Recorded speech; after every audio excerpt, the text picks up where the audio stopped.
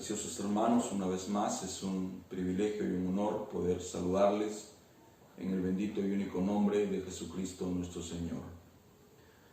Antes de empezar, queremos darle al Señor Jesucristo el honor que se merece y dirigirnos a Él a través de estas palabras de oración.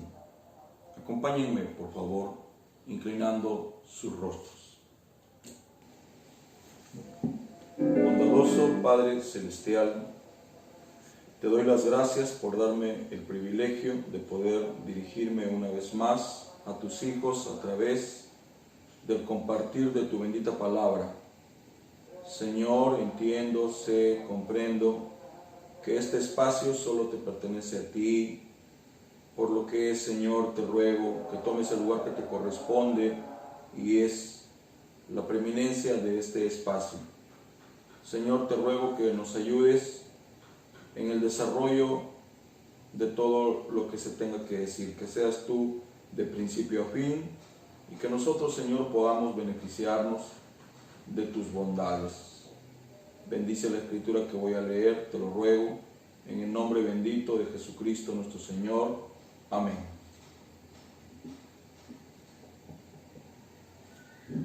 Amén, hermanos. Quisiera, por favor, que me acompañen abriendo sus escrituras en la primera carta del apóstol Pablo a los Tesalonicenses, capítulo 4, versículo 16.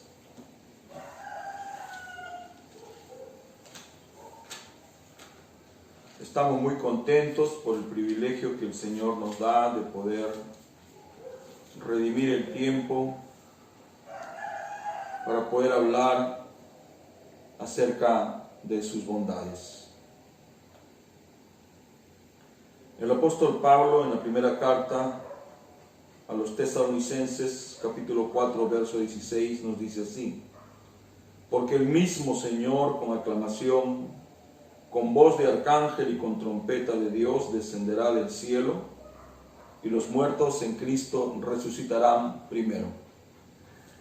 Ahora vamos a leer nuestro texto principal, que queda en Apocalipsis o Revelación capítulo 10, versículo 7. Juan el escriba dice así: pero en los días de la voz del séptimo ángel, cuando él comenzare a tocar la trompeta, el misterio de Dios será consumado, como él lo anunció a sus siervos los profetas. Bondadoso Señor, acabo de abrir tu palabra eterna, las sagradas escrituras. Te ruego, Señor, que bendigas esta lectura y que abras nuestro entendimiento para comprenderte y entenderte.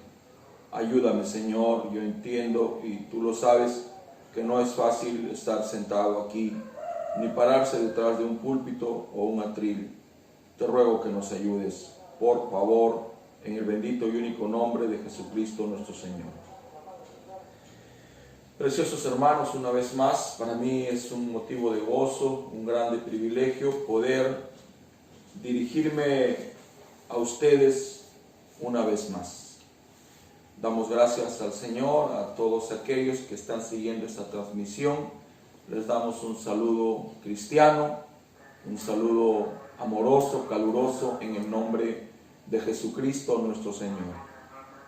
Quiero aprovechar esta transmisión para saludar a nuestra amada hermana Carmen Chacón Villasante. Quiero saludar a Eber Guevara, a Tania Guevara, a Marta, Sofía. Quiero saludarlos a todos ustedes, preciosos hermanos. Por la gracia del Señor estamos continuando una vez más con la inspiración que el Señor nos dio para abordar este texto de la Biblia tan fundamental para nosotros los creyentes del mensaje, Apocalipsis 17.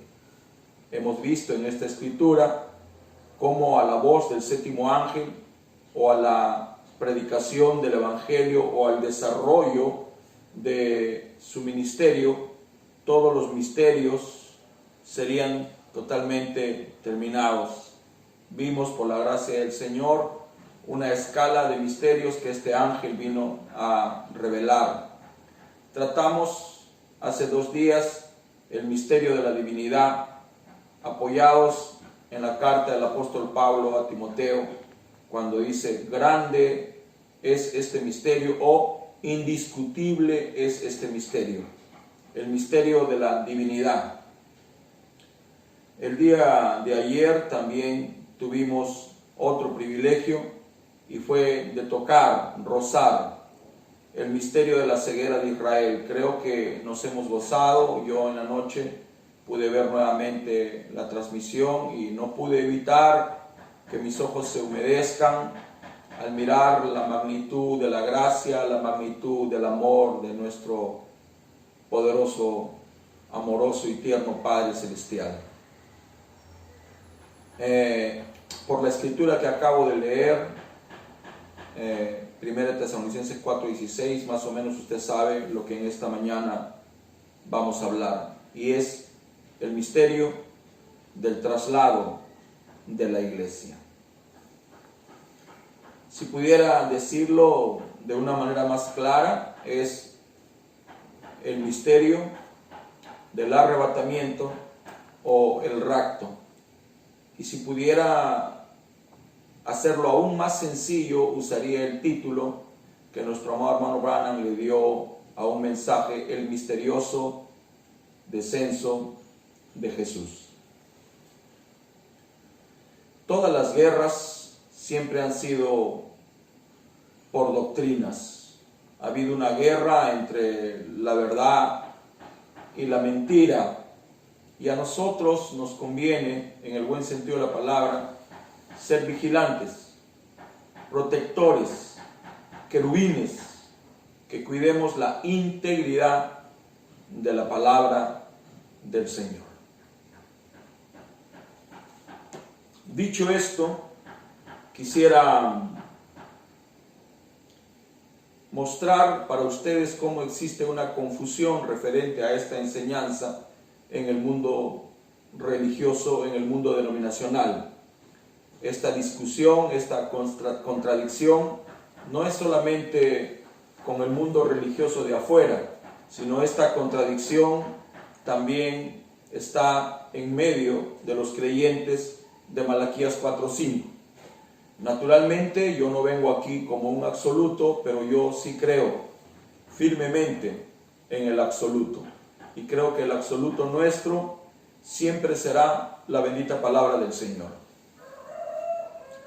Escuché muchas veces al hermano Branham decir que la predicación emociona al creyente, pero la enseñanza lo coloca, lo establece. Creo que en nuestro doble papel, la doble tarea que desempeñamos los hombres del Señor es de llevar las buenas nuevas del Evangelio a través de la predicación, pero al mismo tiempo es proveerle al pueblo enseñanza que pueda establecerlo y que pueda colocarlo. Si el pueblo del Señor no está establecido en la palabra, él será propenso a ser arrastrado por cualquier viento de doctrina. Tenemos que saber que viento significa doctrina. Y hoy más que nunca están soplando muchos vientos. Y estos vientos huracanados vienen de afuera, pero también nacen de adentro. Es paradójico, pero así es. Antiguamente se sabía que los huracanes, los tornados, solamente atacaban algunos continentes, algunos países. Hoy estos fenómenos del clima se están dando casi en todas partes del mundo. Dice el hermano Branham que todo hecho natural está estrechamente ligado a un hecho espiritual. Al mirar lo que el mundo está enfrentando, la pandemia del COVID-19, naturalmente yo llego a la conclusión de que una pandemia espiritual va a atacar al cristianismo. Entonces debemos de estar con esta advertencia preparados para lo que se viene. Naturalmente el Evangelio no es para asustar a nadie, Dios no asusta, el que asusta es el diablo, pero la palabra del Señor nos advierte. Dice, primero advertencia, después juicio. Amén, hermanos. El arrebatamiento de la iglesia es una doctrina, una enseñanza respaldada por 1 Tesalonicenses 4:16, y puedo insertar allí 1 Corintios capítulo 15, donde se nos habla de lo mismo. Y esta enseñanza, esta doctrina, ha dividido al pueblo religioso. La confusión que hay afuera por la falta de un profeta es asombrosa, pero lo que más me asombra es ver confusión en el mundo de Malaquías 4:5. No debería haber confusión. Deberíamos todos hablar lo mismo. Deberíamos todos sostener lo mismo, predicar lo mismo, pero hay una grande confusión. Yo entiendo que esta falla es por la falta de enseñanza. Cuando digo por la falta de enseñanza, no estoy diciendo que no haya enseñanza. Claro que la hay. Claro que la hay. Tenemos al profeta del Señor que nos trajo la doctrina, la enseñanza correcta. Tenemos hombres de Dios que han dejado huellas en las arenas del tiempo, apóstoles del Señor, que entregaron su vida, gastaron sus años para establecer la doctrina correcta. Debemos de entender que Jesucristo es el mismo ayer, hoy y por siempre. Debemos de comprender lo que el apóstol Pablo quiso decir en Efesios 2:20. Edificaos, estableceos en el fundamento de los apóstoles y los profetas, siendo la principal piedra del ángulo Jesucristo mismo. Nosotros no podemos mutilar la palabra del Señor, no podemos fracturar la enseñanza, no podemos sacar a los apóstoles del cuadro. Ellos son una parte fundamental en este drama que estamos viviendo. Entonces, Dios mandó un profeta, pero también mandó hombres predestinados desde antes de la fundación del mundo para acompañar el ministerio de su profeta, pero no solamente acompañarlo de oídos, sino también respaldarlo a través de la predicación y a través de la enseñanza. Tenemos enseñanza, y si tenemos enseñanza, díganme por qué es que existe tanta confusión en el mundo de Malaquías 4:5. ¿Será que no estamos haciendo nuestro trabajo? ¿Será que no estamos desarrollando el papel que el Señor nos encomendó? Que es predicar, pero también educar, enseñar y adoctrinar al pueblo del Señor, porque los vientos huracanados son algo que no se puede evitar. La falla que se observa es simplemente la falta de instrucción. Dice la Escritura: instruye al niño en su camino, y aunque él llegue a ser viejo, él jamás se apartará de lo que aprendió. Esta escritura no solamente se aplica en la vida natural, también podemos traerlo a la vida espiritual, podemos traerlo a la vida del creyente, podemos traerlo al crecimiento ministerial, porque cuando el ministro se inicia es un niño. Pablo dijo: cuando era niño yo hablaba como niño. Naturalmente se estaba refiriendo ministerialmente. Entonces, todos empezamos de abajo, y cuando empezamos de abajo, qué fundamental es tener la enseñanza, la doctrina y el acompañamiento correcto. Y cuando tenemos eso, por la gracia del Señor, eso queda en nosotros, nadie nos puede quitar, es parte de nuestra propia hechura, como dijo David: esto es parte de mi hechura, el guardar tus preceptos. Entonces, la doctrina del traslado, del arrebatamiento o del rapto de la iglesia es una enseñanza que tiene dividida al mundo teológico. Una de las ramas de la teología que más se ha confundido con esta doctrina es la rama de la escatología. La escatología es una rama de la teología que estudia el principio y el fin de la humanidad. Y cuando hablamos escrituralmente, estudia específicamente Génesis y Apocalipsis. Y estudia los eventos futuros que la iglesia tiene que experimentar. Y uno de los eventos futuros es el arrebatamiento, el traslado o el arrebatamiento, el levantamiento de la iglesia. Amén, hermanos. Esta confusión ha traído muchas corrientes, muchas enseñanzas. Algunos sostienen que el milenio no va a ser físico. Esto del milenio tiene mucho que ver porque hay algunos que creen que el rapto será antes del milenio. Hay otra rama muy fuerte que cree que el rapto será después del milenio. Hay una rama que cree que el arrebatamiento será antes de la tribulación, cuando el anticristo se empiece a manifestar. Otra rama cree que el arrebatamiento será cuando el anticristo se manifieste, pero después de 42 meses, o sea, luego de la gran tribulación.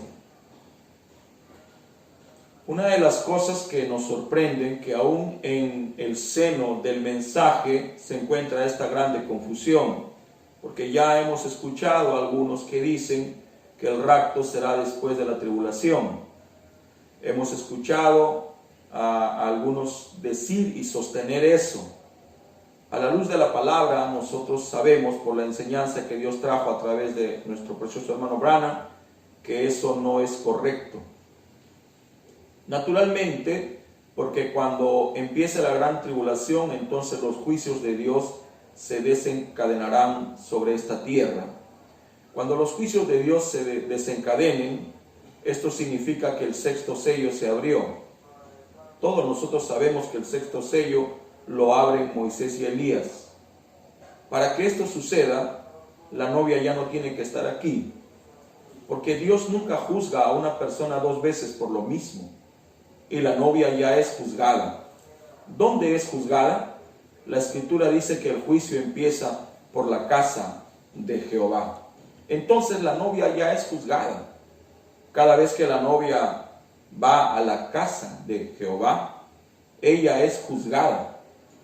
Por eso es que dice, el juicio comienza por la casa de Dios. Nosotros sabemos a través de nuestro precioso hermano Branham que la novia se irá antes de la tribulación. ¿Qué es la novia? ¿Qué soy yo? ¿Qué somos nosotros? ¿Qué es usted? Nosotros somos la gracia de Dios caminando.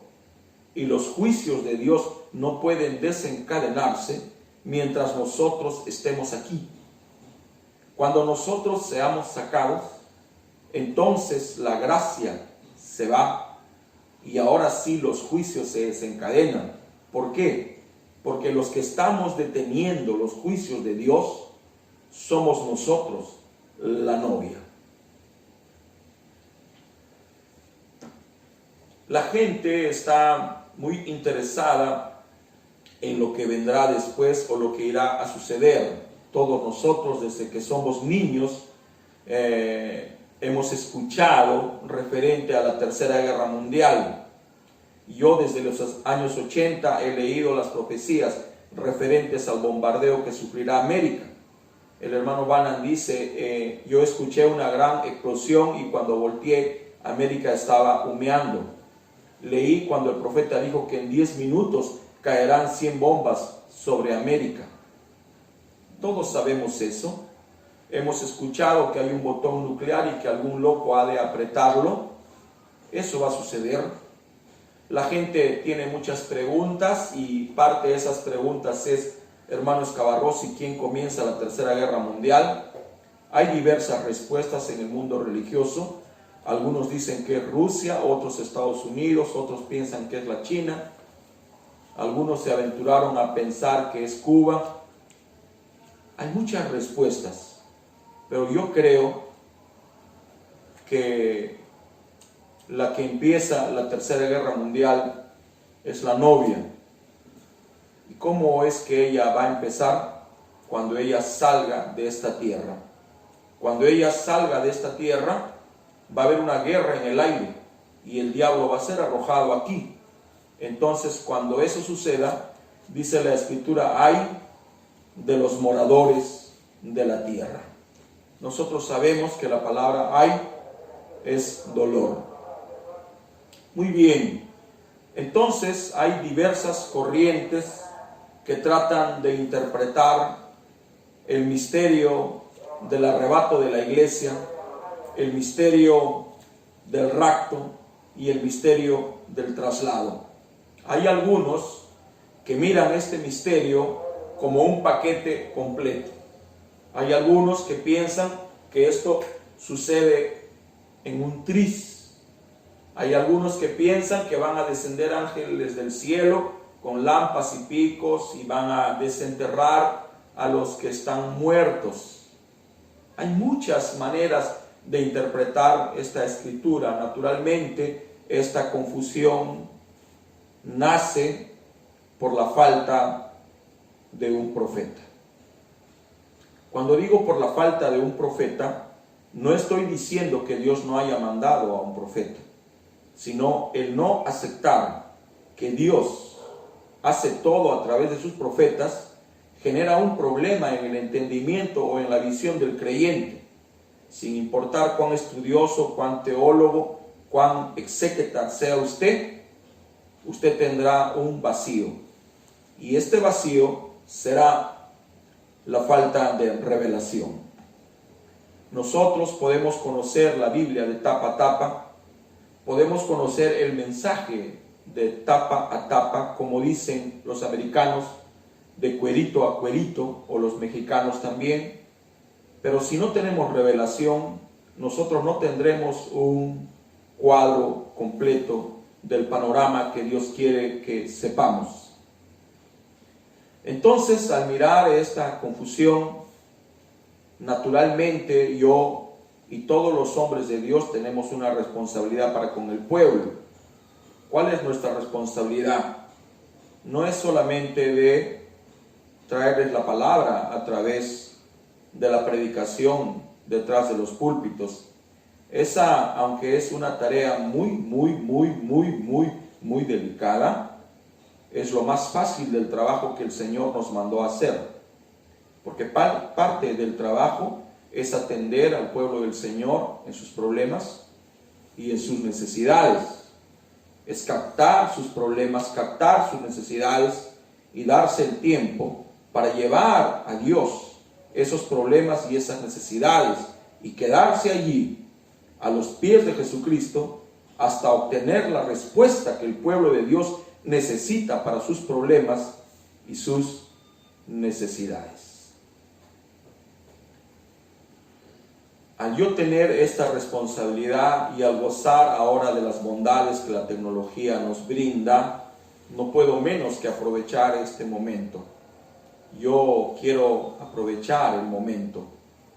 Yo quiero gastar el tiempo que me queda predicando la bendita palabra del Señor. Yo no quisiera que Dios me encuentre ocioso, peleando o enfrascado en el construir una iglesia, un templo, un ministerio. Todo eso está bien, pero nada de eso debe de quitarle la preeminencia a la bendita palabra del Señor. Entonces hay algunos que miran el arrebatamiento como algo que sucede instantáneamente. Hace un mes, predicando en la iglesia de nuestro precioso hermano y pastor Gerardo Munive López, yo comenté que si el rapto fuera mañana, entonces Dios estaría fracturando su palabra. Y la razón por la cual me atreví a expresar o afirmar algo tan fuerte es porque hay una sucesión de eventos que se tienen que dar, y para que estos eventos se den y nosotros podamos captar estos eventos, tenemos que tener la correcta enseñanza. Dios respeta su propia palabra. Si hay alguien quien respeta su propia palabra, es Dios. Amén, hermanos. Hemos aprendido a través de la palabra del Señor que el descenso de Jesús sucede en 3 fases. Qué importante es entender esto. Ya el entender esto significa romper con la interpretación denominacional respecto a este misterio, porque este es uno de los misterios que el ángel de Apocalipsis 17 viene a develar, o viene a concluir o terminar con este misterio. Este punto doctrinal ya no debería ser un misterio para nosotros. Nosotros no deberíamos ver la palabra de Dios como algo misterioso, sino para nosotros el cuadro debe de estar totalmente claro. Por los años 80, siendo un niño de 12 años y conociendo por la gracia del Señor ya este mensaje, yo recibí la enseñanza que ahora sostengo. Claro está que esa enseñanza se ha ido enriqueciendo a través de la lectura de la Biblia, a través de la lectura del mensaje, a través de escuchar al profeta, a través de escuchar a los hombres de Dios, a mi pastor. Eso es fundamental. Es fundamental. Entonces aprendí que el misterioso descenso de Jesús se da en 3 fases o en 3 etapas. Primeramente, establecer que Jesús no pisa tierra.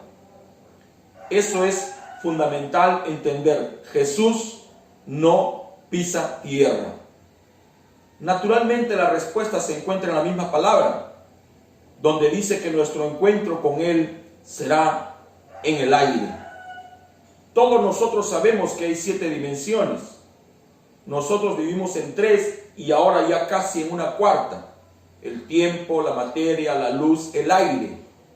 Cuando hablo del aire no estoy hablando del aire que respiramos, sino del aire como una dimensión.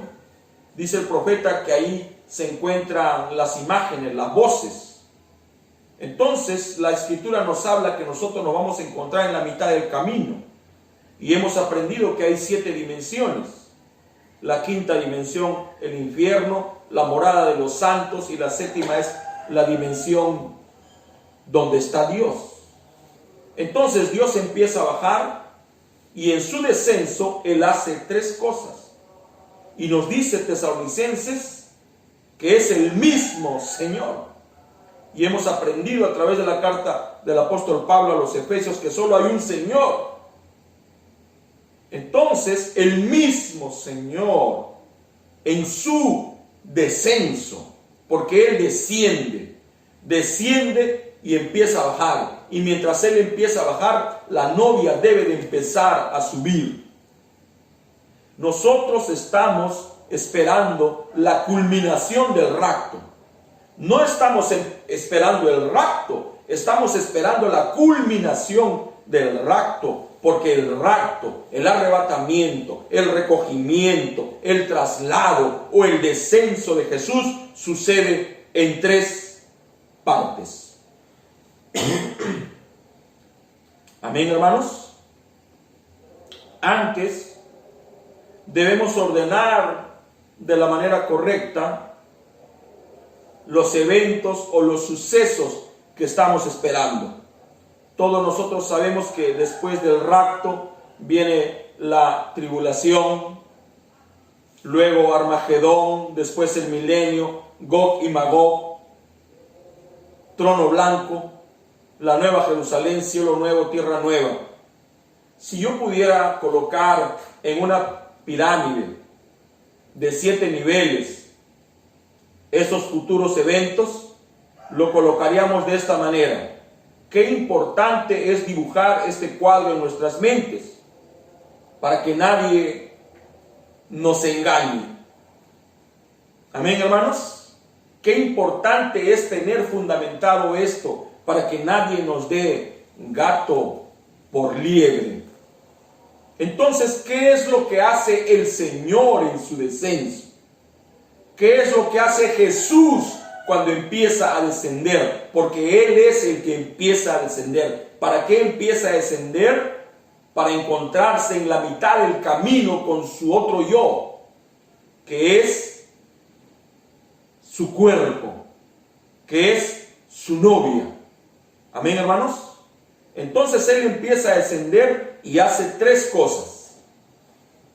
La versión actual de la Biblia, año 1960, dice: amén, hermanos, porque el mismo Señor, con voz de mando, con voz de arcángel y con trompeta de Dios, descenderá del cielo, y los muertos en Cristo resucitarán primero. Pero cuando nos vamos a las versiones antiguas, del año 1909, 1602, del año 1500, dice: porque el mismo Señor, con aclamación, con voz de arcángel y con trompeta de Dios, descenderá del cielo. ¿Qué hay en los cielos? Dimensiones. Entonces, el mismo Señor empieza a descender. Y en su descenso hace tres cosas. La primera es la aclamación. Un grito, un pregón, un clamor. ¿Cuál es el clamor? Salid, pueblo mío, de en medio de ellas, y no seáis partícipes de sus fornicaciones. ¿Cuál es ese clamor? Sube acá. Porque así como Él empieza a descender o a bajar, la novia va a empezar a ascender. Todo lo que se desarrolla espiritualmente tiene que darse también naturalmente. Si esperamos una resurrección física, primero debemos de esperar la resurrección espiritual. Jesús dijo: el que cree en mí, aunque esté muerto, vivirá. ¿De qué está hablando aquí? De dos resurrecciones. La resurrección espiritual, pero también una resurrección natural. Nosotros estábamos muertos en delitos y pecados. Estábamos muertos, pero en nuestro interior había una semilla.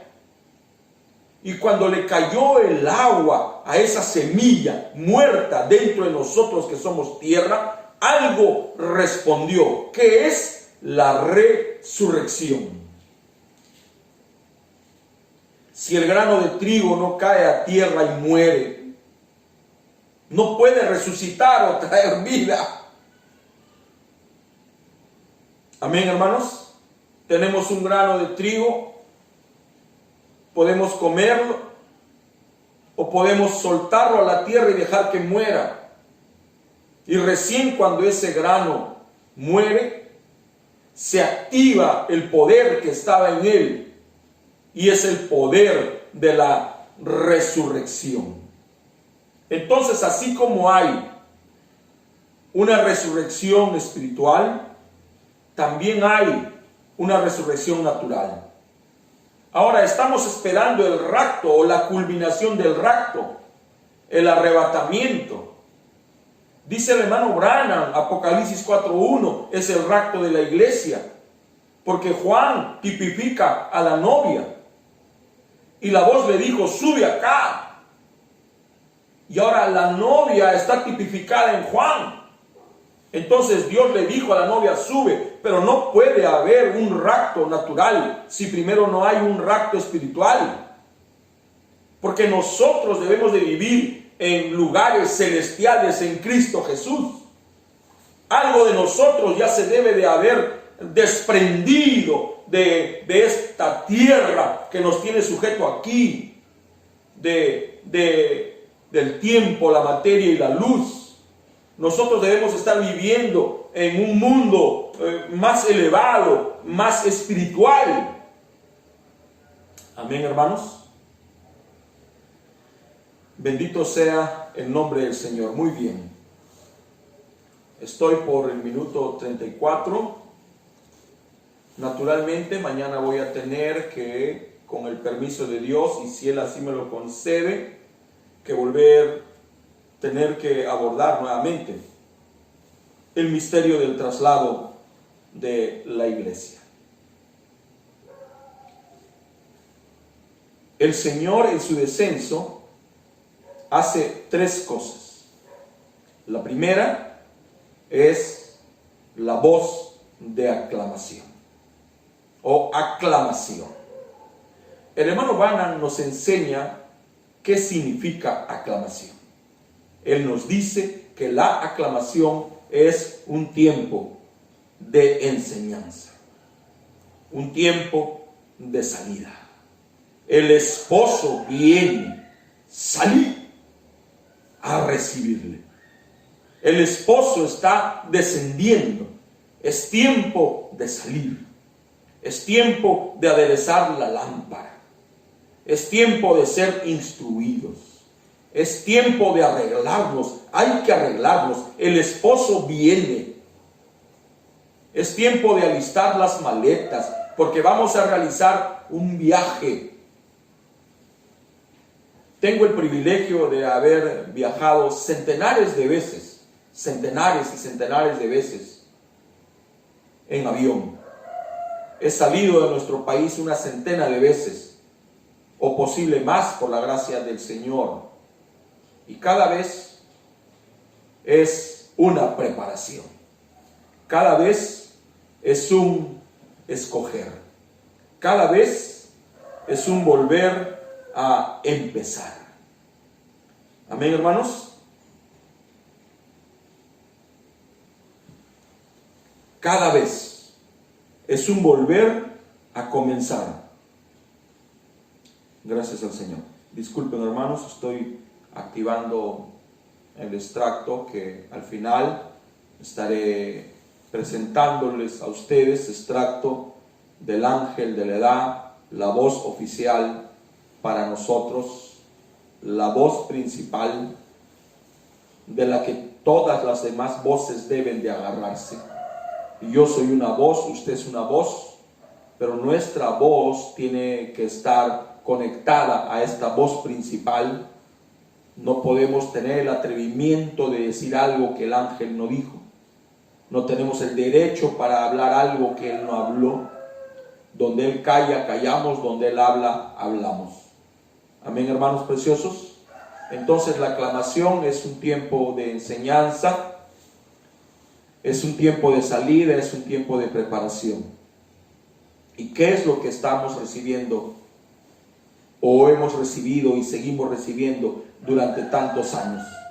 ¿Acaso no es enseñanza a través del mensaje, a través del mensajero, a través de los hombres que acompañan este ministerio a lo largo de los años, a través de esos hombres fieles que renunciaron a todo para darle entrada al mensaje de la hora?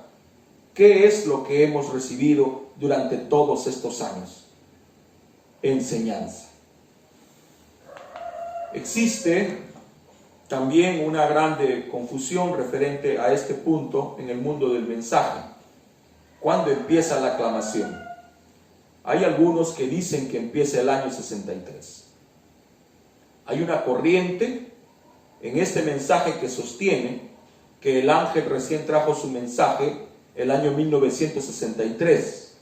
Y esto significa que del 63 para aquí es algo a lo cual debemos darle el 100% de crédito. Hay otros que sostienen lo contrario y dicen que él, desde el primer momento que empezó a predicar, él empezó a dar su mensaje. Esta confusión se encuentra también en el mundo de Malaquías 4:5. No debería ser así, pero así es. Este es el tiempo que nos ha tocado vivir. Yo voy a hacer mención al primer mensaje que está registrado en la lista de mensajes que nuestro precioso hermano Branham empezó a predicar.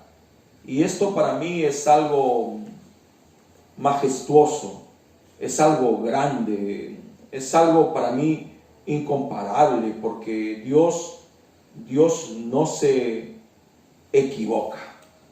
Se equivoca el hombre, pero Dios no se equivoca. Cuando nosotros nos vamos al registro de mensajes predicados por el hermano William Marion Branham, encontramos que el 12 de abril del año 1947, él predicó un sermón intitulado Fe es la sustancia. Esto, hermanos, es increíble. Yo estaría lejos de pensar que detrás de este índice está la mano del hombre. Y yo creo que la Biblia fue escrita por hombres, y hay muchos hombres que tienen reparo en darle crédito a la Escritura porque fue escrita por hombres. Solo que la gente se olvida que Dios tiene cuidado de su propia palabra. Cuando nosotros miramos el primer mensaje que predicó William Marion Branham, o que está registrado para nosotros, es fe es la sustancia. ¿Y qué es la fe? ¿Acaso no son nuestros pies? ¿Acaso no es nuestro fundamento? ¿Acaso no es la base? ¿Acaso no dice la Biblia que sin fe es imposible agradar a Dios? Entonces, cuando se nos da a conocer o se nos presenta a nosotros este mensaje, el primer mensaje que encontramos en sus registros es el mensaje fe es la sustancia, es en español. Y cuando sigo mirando, veo que el segundo mensaje es el ángel y su comisión, predicado el 23 de noviembre del año 47. Esto realmente es por demás sorprendente, porque empieza a predicar fe es la sustancia y después se nos presenta a nosotros el ángel y su comisión. ¿Acaso no hubo un ángel en la comisión de este ángel? Y cuando lo comisionó, todos sabemos que fue comisionado en la cueva. Ahí empezó su comisión. ¿Y cuál fue la comisión? De traer un mensaje. ¿Por qué? ¿Para qué? Para que este mensaje introduzca a Jesucristo. Así como Juan el Bautista, tú también, tu mensaje presentará, introducirá a Jesucristo. Cuando miro el tercer mensaje, es el mensaje Los hijos en el desierto, predicado el 7 de diciembre del año 1947.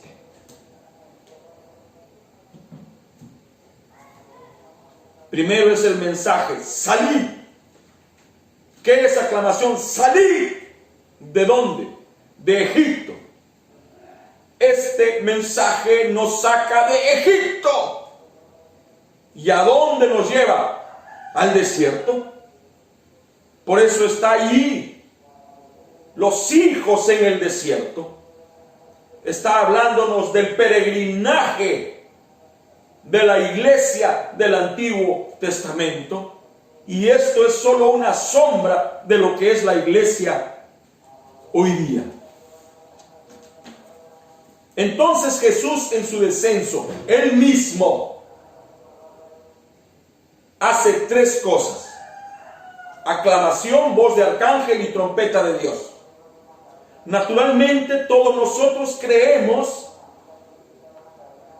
que aclamación fue traída a través del mensajero para esta edad, William Marion Branham.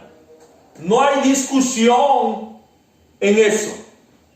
Todos nosotros creemos que aclamación fue traída, sí, por Jesús, pero a través de su séptimo mensajero. Este séptimo mensajero es un profeta, no es un reformador, es un profeta, la boca de Dios. Dios habló, William Branham habló, Dios pensó, William Branham habló, yo lo creo. Usted tiene que creer.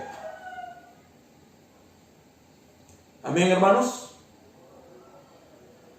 Todos nosotros creemos que aclamación fue traída por el ángel terrenal llamado William Marion Branham. Creo que no hay discusión y todos nos estamos preparando para lo que sigue. La segunda parte del descenso de Jesús es la voz de arcángel.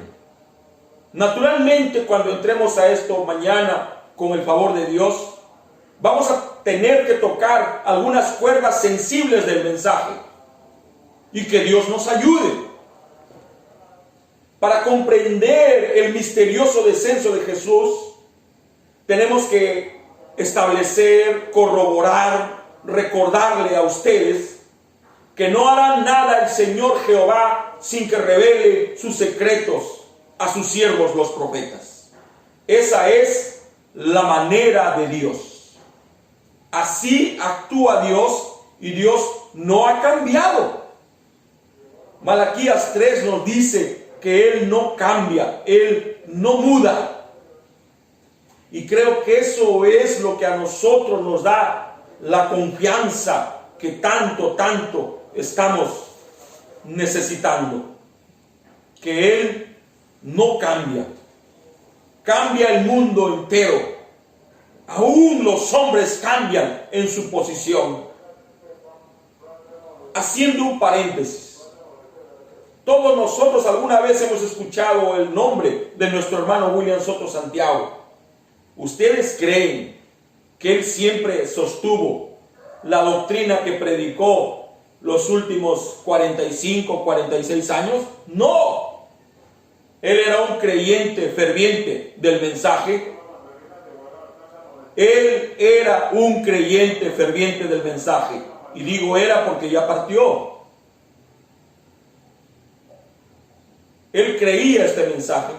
Solo que en el Perú se levantó la doctrina del nuevo nombre. Sí, en el país del cual soy natural. Fue en este país donde esta doctrina cobró efervescencia. Y William Soto Santiago fue enviado al Perú con otro hermano. No sé si fue Candelario o Bermúdez. Allí es donde debo de ajustar el tornillo. Y lo mandaron para ayudar a este hombre o a estos hombres que estaban sosteniendo que el nuevo nombre de Dios era William Marion Branham. Yo conozco a este hombre y por respeto a él no lo voy a nombrar. Sé quién es el hombre el cual empezó a proclamar que el nuevo nombre de Jesucristo era William Marion Branham. Hablé con él, caminamos un tiempo.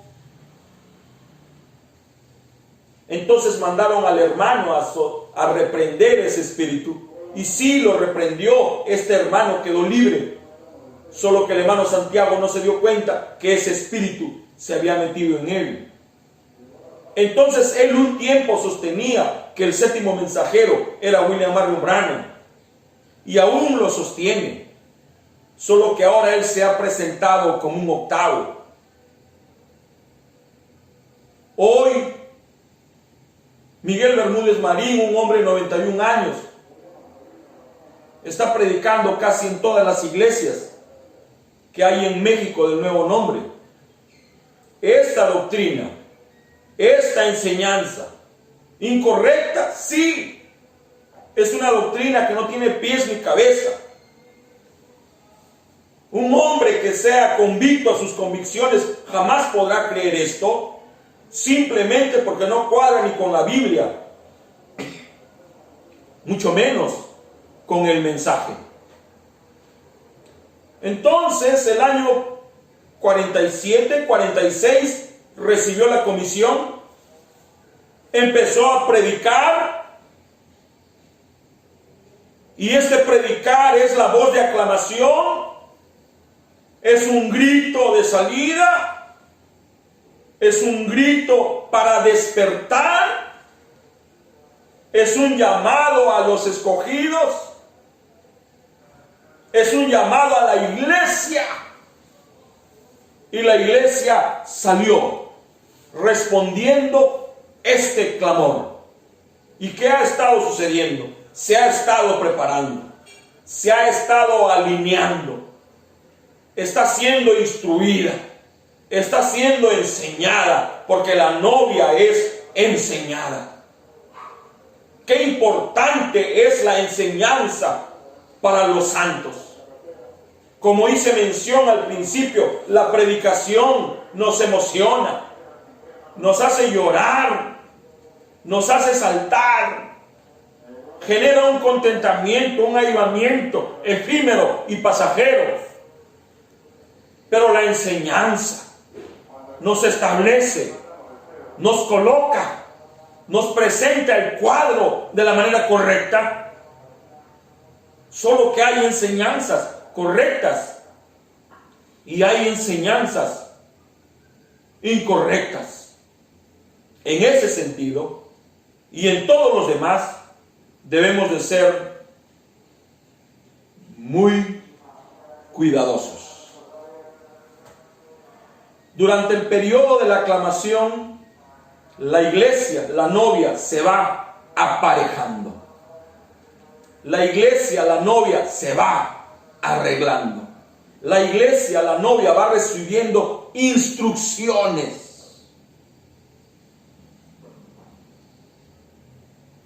Por ejemplo, para mí, la voz de aclamación, para mi vida, comenzó el año 1980, cuando, por gracia del Señor, escuché que Dios había enviado un mensajero. Allí comenzó para mí. Yo no sé cuándo empezó para usted. No sé cuándo usted recibió el mensaje. Para algunos empezó muy atrás. Tuve el privilegio de conocer en persona a nuestro amado hermano Perry Green. Yo sé que para él comenzó muy atrás, cuando era joven. Tengo el honor de conocer a nuestro amado hermano Bernabé García. Él conoció al hermano Branham por los años 46. Sé que el hermano Branham entraba con total libertad a la casa de los García. El año 47, 48, el hermano Branham realizó una grande campaña en Phoenix, Arizona. Predicó en 8 o 10 iglesias. En esa campaña, en ese movimiento, estaban presentes el hermano Pablo García Chávez. O sea, para algunos esto comenzó muy atrás. Hay gente que desde un primer momento aceptó a nuestro amado hermano Branham como el mensajero de Apocalipsis 10:7, de Malaquías 4:5, de Lucas 17:30.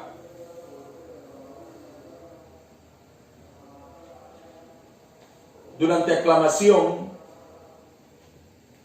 la novia recibe el vestido. Hay un vestido. El vestido de la novia es la palabra. ¿Qué es lo que nos trajo este mensajero? En aclamación nos trae la palabra. Y sí, este mensajero fue creciendo. Tenía que crecer. Porque antes de caminar hay que aprender a gatear. Antes de correr hay que aprender a caminar. Y así como Pablo empezó como un niño su ministerio, también William Marion Branham lo comenzó, pero fue creciendo, no detuvo su crecimiento. Fue adoptado. Antes de ser adoptado predicó la estatura de un varón perfecto. Porque nadie debe predicar lo que primero no vivió. Quiere decir que cuando él predicó la estatura de un hombre perfecto, es porque ya lo era, había llegado a la estatura de la edad. Entonces, ¿qué nos trae el mensajero? ¿Qué es lo que el mensajero nos trae? ¿Qué nos trae, hermanos? Nos trae el vestido.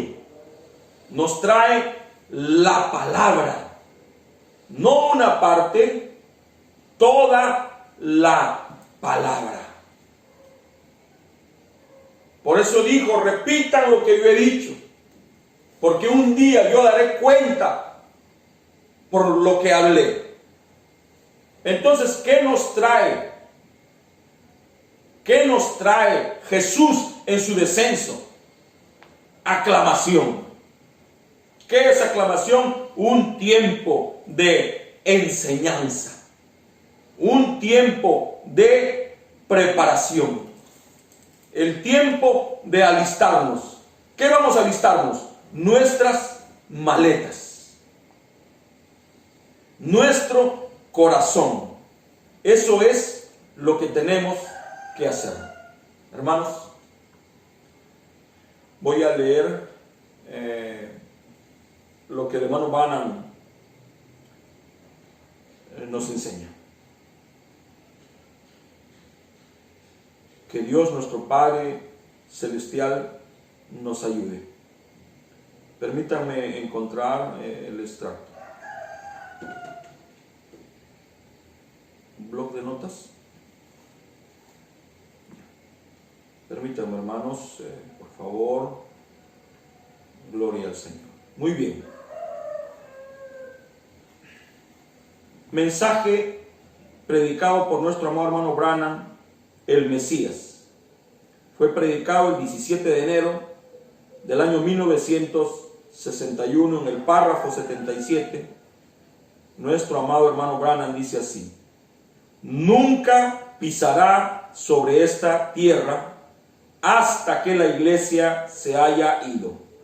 O sea, Jesús no pisa tierra. Nunca pisará tierras, nunca pisará sobre esta tierra hasta que la iglesia se haya ido. ¿Cuántos saben eso? Los que estemos vivos y quedemos, no precederemos a los que durmieron, porque la trompeta de Dios sonará. Nos levantaremos y seremos tomados para encontrarnos con Él en el aire. Eso es correcto. Entonces Él regresa para darse a conocer a los 144,000 como José lo hizo con sus hermanos. Mensaje: Abraham y su simiente después de él. Predicado el 16 de abril del año 61 en el párrafo 94. El mensaje dice así: cuando Jesús estuvo aquí en la tierra, Él probó a los judíos que Él era el Mesías por medio de esa señal. ¿Es correcto eso? La congregación dice amén. Él lo probó a los samaritanos. Ellos estaban esperando un Mesías. ¿Es correcto eso? Amén. Pero no hay un lugar en donde lo hizo para los gentiles. Ellos no estaban esperando ningún Mesías. Nosotros estamos esperando un Mesías. ¿Lo estamos? Amén. Así que ahora Él nos está probando. Y miren qué hizo Él. Él tuvo que cambiar el cuerpo de Abraham y de Sara. Esa fue la siguiente cosa que siguió después de que fue mostrada esa señal de que Él conocía el secreto del corazón de ellos. Él cambió. La siguiente cosa fue el cambio del cuerpo con el fin de recibir al Hijo prometido. Y esa es la siguiente cosa en orden ahora. Es el rapto de la iglesia, el cambio. Nosotros, los que vivimos, que habremos quedado, no precederemos a los que durmieron, porque se tocará la trompeta de Dios y los muertos en Cristo resucitarán primero, y luego nosotros, los que vivimos, seremos cambiados en un momento, en un abrir y cerrar de ojos. Estamos hablando acerca del misterio del traslado de la iglesia, basado en los misterios que el séptimo ángel de Apocalipsis 10:7 viene a consumar. Soy su hermano y servidor Jorge Escabarrossi Chacón. Oremos. Bondadoso Padre Celestial, te damos las gracias por darnos el privilegio y la oportunidad de dirigirnos a los santos a través de la predicación de tu palabra. Te ruego, bendito Señor, bendito Salvador, que ayudes a mis hermanos que están al otro lado de la línea. Te agradezco por el privilegio, Señor, de usar las bondades de la tecnología para contribuir al crecimiento, al ensanchamiento de tu divina palabra. Tú sabes, Señor, que no es nuestro propósito llamar la atención de la gente a través de estas transmisiones, ni captar la atención para nosotros, sino solo para que tu reino crezca y para que tus hijos tengan un refrigerio en este caminar, en este peregrinaje por esta tierra. Señor, ayúdanos, pero ayúdame a mí más por esta responsabilidad que me has dado y la cual debo de cumplir, pero no lo podré hacer si tú no estás adelante y si no estás detrás mío. Ayúdame, ayúdanos. Por favor, ayuda a tus hombres alrededor del mundo. Todos aquellos que han recibido una responsabilidad de parte tuya. Cada hombre de Dios tiene una responsabilidad. Permite que cada hombre tuyo sea fiel a la responsabilidad que tú le has dado. Que busquen, Señor, el beneficio de la gente y no el de ellos. Permite, Señor, que traten de ayudar a los demás. Esa es nuestra comisión, es nuestro llamado. Te pido perdón por perder mi tiempo. Te pido perdón por las horas que pasamos detrás de la tecnología para llenarnos de tanta noticia, muchas veces no correcta.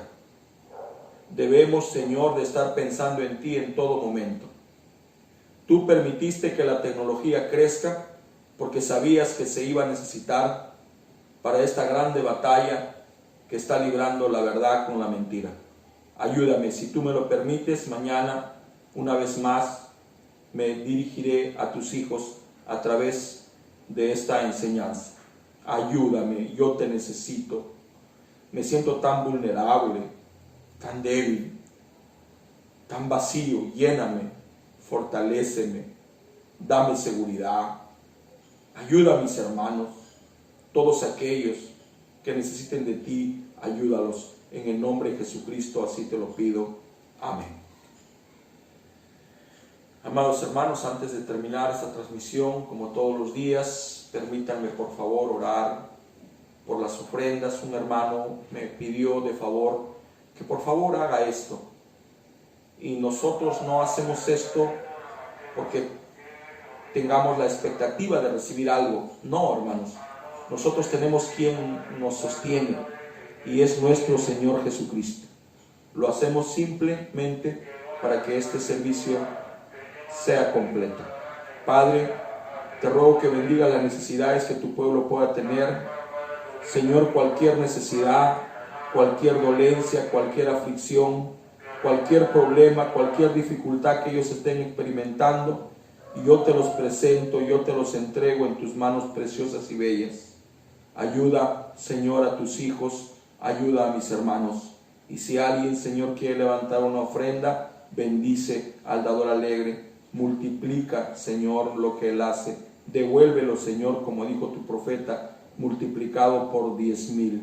Esta es mi oración, esta es mi petición, Señor precioso, en el nombre de Jesucristo, tu Hijo amado. Amén. Hermanos, para despedirme, recordar lo que dije ayer.